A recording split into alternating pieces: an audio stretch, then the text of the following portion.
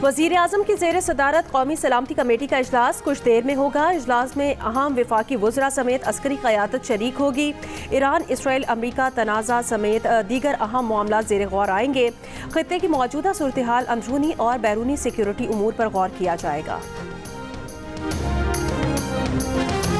खित्ते में कशीदगी, ईरान पर अमरीकी हमले, आबनाए हुर्मस को बंद करने की धमकियों का असर। पाकिस्तान स्टॉक एक्सचेंज में कारोबार में शदीद मंदी। कारोबार के दौरान 100 इंडेक्स में 1244 पॉइंट्स की कमी। इंडेक्स 1,18,778 पर है।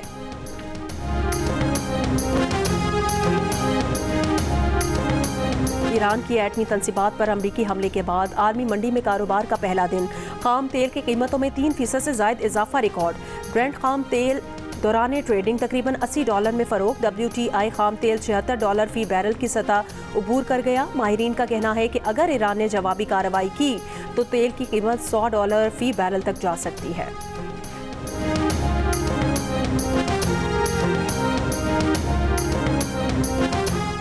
इसराइल के ईरान पर हमले जारी। ईरान ने खुर्रमाबाद में इसराइली हुर्मस ड्रोन मार गिराया। इसराइल ने ड्रोन गिराए जाने की तस्दीक कर दी है। ईरानी मीडिया ने हुर्मस ड्रोन मार गिराने और मलबे की वीडियो जारी कर दी है। ईरानी मीडिया के मुताबिक ईरानी फ़ज़ाई दिफाई निज़ाम ने शनाख्त करके इसराइली ड्रोन को फ़ज़ा में निशाना बनाया।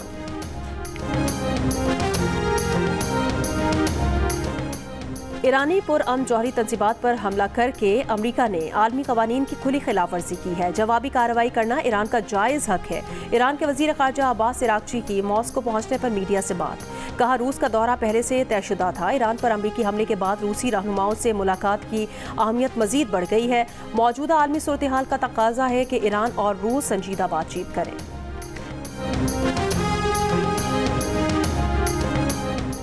अक़वाम मुत्तहिदा के जौहरी निगरां इदारे IAEA का कहना है कि इस्फहान कॉम्प्लेक्स में ज़ेर ज़मीन सुरंगों के दाखिली रास्ते निशाना बने। अफजूदा यूरेनियम के ज़ख़ीरे वाली सुरंगों के दाखिली रास्ते मुतासिर हुए। IAEA के चीफ का कहना है कि ईरान जौहरी अदम फैलाव मुआहदे के तहत अपने मवाद और आलात की हिफाजत कर सकता है।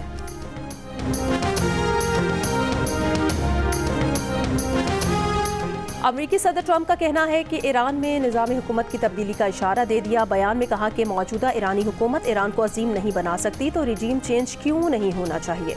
रिजीम चेंज की इस्तिलाह का इस्तेमाल सियासी तौर पर दुरुस्त नहीं। डोनाल्ड ट्रंप ने कहा कि ईरान के जौहरी साइट्स को सबसे बड़ा नुकसान सतह ज़मीन से बहुत गहराई में हुआ। अमरीकी B-2 पायलट मिजूरी में बाहिफाजत लैंड कर गए। हमने शानदार फौजी कामयाबी हासिल की है। इस कामयाबी में ईरान के हाथ से बम छीन लिया। अगर उन्हें मौका मिलता तो वो ये बम ज़रूर इस्तेमाल करते।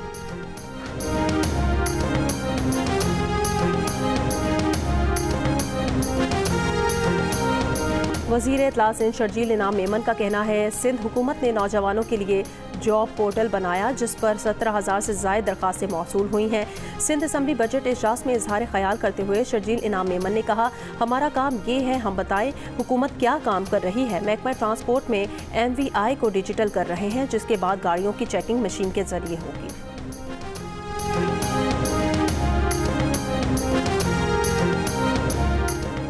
ईरानी वज़ीर ख़ारजा अब्बास इराक़ची का अक़वाम मुत्तहिदा के सरवर एंटोनियो गुतेरेस को ख़त। कहा कि अक़वाम मुत्तहिदा की अमली इक़दामात में नाकामी बहरान को मज़ीद बढ़ा देगी। दुश्मनों की ईरान से सफारतकारी की तरफ वापस आने की दरख्वास्तें अब गैर मुतालिका हो चुकी हैं। सफारतकारी का दरवाज़ा यकीनी तौर पर बंद हो चुका है। अब्बास इराक़ची का बैनुल-अक़वामी एटमी अदम फैलाव की तंजीम से फ़ौरी तहक़ीक़ात का मुतालबा। ईरानी वज़ीर ख़ारजा मॉस्को पहुँच गए। कहा कि रूस ईरान का दोस्त है। आज सदर पुतिन के साथ संजीदा मुशावरत करेंगे।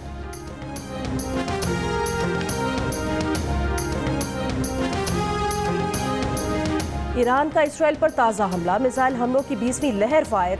इतवार को ईरानी मिसाइल हमलों से तल अबीब और हाइफा में तबाही, 87 अफराद जख्मी। ईरानी पासदारान इनकलाब का कहना है 14 फौजी अहदाफ निशाना बनाए गए। हमले में तल अबीब के बेन गुरियन एयरपोर्ट और हयातियाती तहकीकी मरकज़ कमांड एंड कंट्रोल सेंटर को निशाना बनाया गया।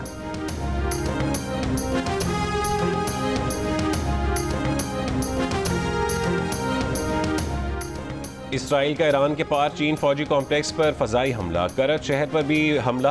वस्ती ईरान में इसराइली हमले में 3 अफराद शहीद। इसराइली ड्रोन ने इस्फहान में एम्बुलेंस को निशाना बनाया। इसराइल का मगरबी ईरान में भी हमला। ईरानी फ़ौज के मुताबिक इसराइली हमले में ब्रिगेडियर सरबराह 3 अफसरान और 3 सिपाही शहीद हुए। इसराइली फौज ने दावा किया है कि उनके 30 तैयारों ने इतवार को दर्जनों ईरानी फौजी अहदाफ को निशाना बनाया।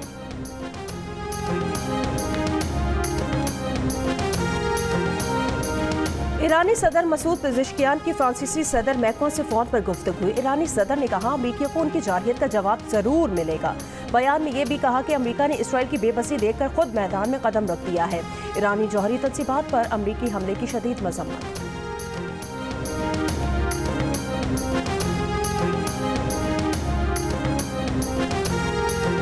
ईरान पर अमरीकी हमले के बाद ईरान ने जवाबी इकदाम करने शुरू कर दिए। ईरान के दारुल हुकूमत तेहरान में अमरीका और इसराइली हमलों के खिलाफ अवाम ने एहतजाज किया। हजारों अफराद ने रैली निकाली। ईरानी सदर मसूद पेज़ेश्कियान ने भी एहतजाजी रैली में शिरकत की। रैली में शरीक अफराद ने अमरीका और इसराइल के खिलाफ नारे लगाए और ईरान पर इसराइली और अमरीकी हमलों की मजम्मत की।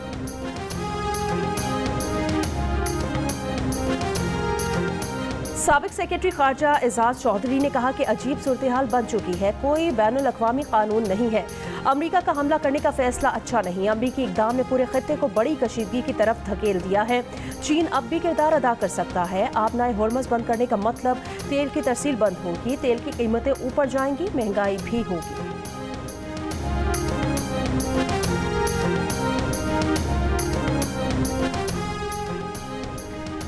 अफगान अबूरी हुकूमत की ईरान की जौहरी तंसीबात पर अमरीकी हमलों की मजम्मत। तर्जुमान अफगान वजारत खारजा ने कहा है कि ईरान की खुद मुख्तारी और सालमियत की खिलाफ वर्जी नाकाबिल कबूल है। अमरीकी हमले से खित्ते में अदम इस्तेहकाम बढ़ने पर तशवीश है। फरीकैन मसले के हल के लिए सफारतकारी को मौका दिया। पार्लियामेंट ने आबनाए हुर्मुज़ बंद करने की मंजूरी दे दी। ईरान की आला सिक्योरिटी क़यादत पार्लियामेंट के फैसले की हतमी मंजूरी देगी। ईरान की जानिब से आबनाए हुर्मुज़ बंद किए जाने की तजवीज़ के बाद आलमी शिपिंग लाइन्स में तशवीश।